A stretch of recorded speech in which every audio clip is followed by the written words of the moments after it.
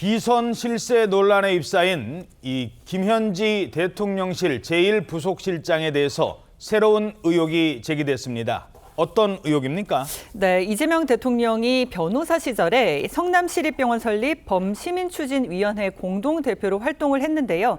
당시 시민단체 사무국장이 김현지 실장이었다고 합니다.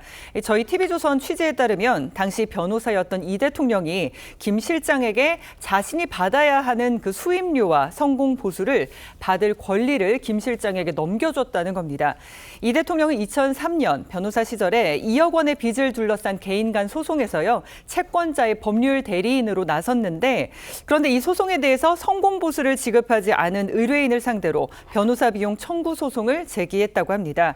그런데 이때 본인 대신 수임료를 받을 사람으로 김현지 실장을 지정을 했다고 하고요. 이 재판에서 이기게 되면서 김현지 실장은 이 대통령 대신 2천만 원을 받았다고 합니다. 당시 소송 대리인은 이 대통령 연수원 동기인 차지훈 현 UN 주재 대사인 것으로 전해지고 있습니다. 김현지 실장의 입장도 나왔습니까? 네, TV조선 취재진이 김현지 실장에게 당시 수임료 채권을 양도받은 경위에 대해서 물었지만 답변을 하지 않았다고 합니다. 이 한 부장검사 출신 변호사는요, 변호사가 자신의 성공보수 채권을 이 법조인이 아닌 제3자에게 양도하는 경우는 매우 이례적이라고 언급을 했습니다. 김현지 실장의 국정감사 불출석 논란도 계속 이어지고 있습니다. 100일도 안 돼서 김현지라는 인물께서 뭐 여러 언론도 보도했지만 만사 현통이라는 별명까지 얻어가면서 지금 거론되고 있거든요. 이분을 국정감사에 드러나지 않게 하기 위해서 한 게 자명해 보이는 이런 일들을 왜 이제 가출범한 정부에서 이렇게 무리수를 둘까? 기이하다. 어떤 분이시길래. 국민들을 보시기에 알쏭달쏭하고 왜 저렇게 두둔하지? 실제 그런 생각들 하실 것 같습니다. 네. 자, 이러면서 김 실장의 출석을 계속 요구하고 있다고요? 그렇습니다. 여야는 지난달 24일 국회 운영위에서요, 당시 대통령실 총무비서관이었던 김현지 1부속실장이 빠진 국정감사 증인 명단을 두고 설전을 벌였었는데요.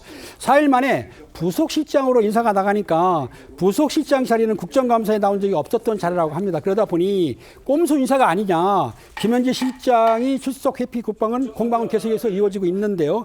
송원석 국민의힘 원내대표는 대통령실의 김 부속실장의 인사에 대해서 어떻게든 꽁꽁 싸매기 위한 김현지 방탄 인사라면서 지금 이 시점에서 인사를 낸 것은 국정감사에 불출석시키기 위한 의도가 매우 크다라고 본다면서 김현지 실장의 국정감사 출석을 재차 요구했습니다.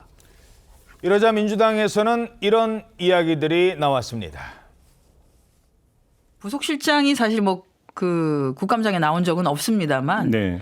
그럼에도 불구하고 야당에서 마치 그거 하나가 이번 국정감사의 목표인 것처럼까지 한다면 저는 아마 당사자가 그러면 제가 나가겠다 이렇게 할 것 같습니다. 제가 본 김현지 실장은 일밖에 모르는 사람이에요. 예. 그리고 사심이 없는 사람입니다. 네. 예, 저는 그렇게 보거든요. 국감에 출석하지 않기 위해서 자리 옮길 거다. 이건 사실 말이 안 되는 얘기고 저는 예. 뭐 출석할 필요가 없다고 봐요. 예. 네.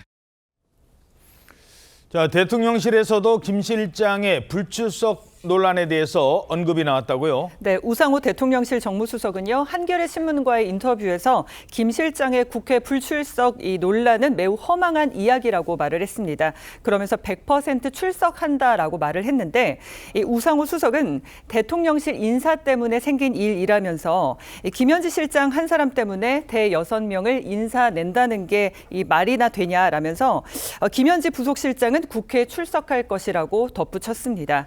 또 김현지 실장이 실세라는 논란에 대해서는 정부 출범 초기에는 아무 시스템이 없으니까 김 비서관이 행정관 등 인선을 주도했지만 한 달 뒤부터는 강훈식 비서실장 체제로 다 정리가 됐다면서 실세는 강훈식이다라고 덧붙였습니다.